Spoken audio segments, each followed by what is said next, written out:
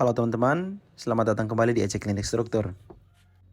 Kali ini berkolaborasi dengan Dinas PUPR Kabupaten Malaka, kami akan membahas alur dan proses pengajuan sertifikat bangunan gedung. Dulu dikenal dengan istilah IMB atau izin mendirikan bangunan, dan sekarang berganti nama menjadi PBG, Persetujuan Bangunan Gedung. Sebagai pengantar, jadi sebelumnya kita kenal istilah IMB atau izin mendirikan bangunan. Istilah IMB ini diatur dalam Undang-Undang Nomor 28 Tahun 2002 tentang bangunan gedung. Lalu kemudian sejak dikeluarkan Undang-Undang Nomor 11 Tahun 2020 tentang Cipta Kerja, dan kemudian diatur lagi dalam Peraturan Pemerintah Nomor 16 Tahun 2021, istilah IMB kemudian diganti dengan istilah baru sekarang yaitu PBG, yang kepanjangannya Persetujuan Bangunan Gedung. Dalam peraturan yang baru ini kemudian diatur lebih detail tentang 6 hal pokok: fungsi dan klasifikasi bangunan, standar teknis, proses penyelenggaraan bangunan gedung, sanksi administratif, peran masyarakat, dan pembinaan. Di pertemuan kali ini belum kita bahas lebih lengkap, teman-teman. Kita akan membahasnya di pertemuan-pertemuan selanjutnya. Satu istilah lagi dalam alur pengurusan PBG ini yaitu SLF, Sertifikat Laik Fungsi. Singkat cerita, PBG sendiri ditujukan untuk pengurusan sertifikat atau izin bangunan yang baru mau dibangun. Sedangkan SLF ditujukan untuk bangunan yang sudah terbangun tetapi belum bersertifikat atau belum berizin. Dan keduanya, PBG dan SLF, sekarang dapat diajukan dengan mudah melalui website SIMBG, Sistem Informasi Bangunan Gedung, yang mana dapat diakses langsung secara online melalui perangkat komputer ataupun smartphone.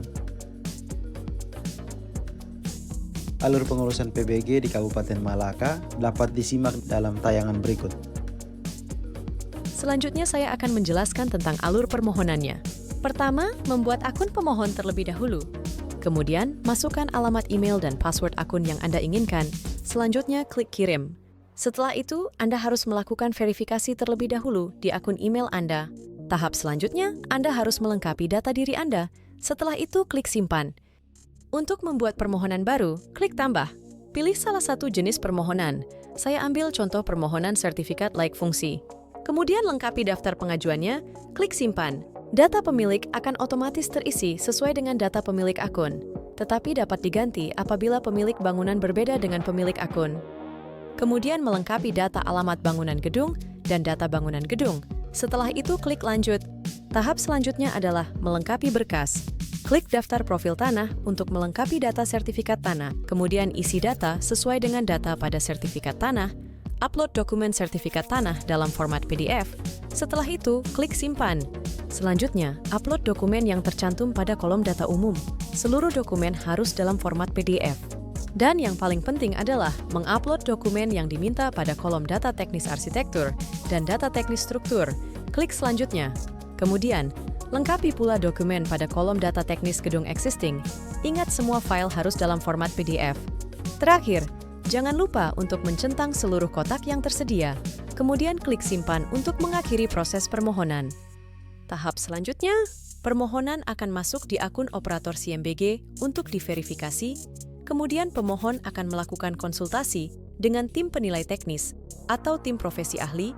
Selanjutnya pengawas melakukan perhitungan retribusi.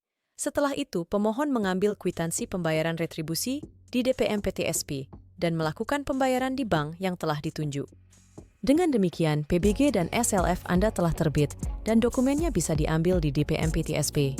Pengajuan permohonan PBG dan SLF dapat dilakukan secara mandiri oleh pemohon melalui SIMBG. Apabila ada yang perlu dikonsultasikan, dapat langsung mengunjungi kantor Dinas PUPR Kabupaten Malaka, Ruang Bidang Cipta Karya, atau dapat menghubungi kontak di bawah ini. Semoga membantu. Terima kasih. Jangan lupa like, komen, dan subscribe ya. Dapat disebutkan beberapa manfaat dari memiliki PBG atau Persetujuan Bangunan Gedung. Yang pertama, jaminan perlindungan hukum untuk bangunan Anda. Kedua, bangunan gedung memiliki standarisasi bangunan yang terjamin. Yang ketiga, bangunan gedung memiliki kesesuaian fungsi dan klasifikasi dengan kondisi lingkungan. Yang keempat, bangunan gedung yang memiliki PBG harga jualnya meningkat. Dan yang terakhir, bangunan gedung yang memiliki PBG dapat dijadikan sebagai jaminan untuk pengajuan pinjaman ke bank.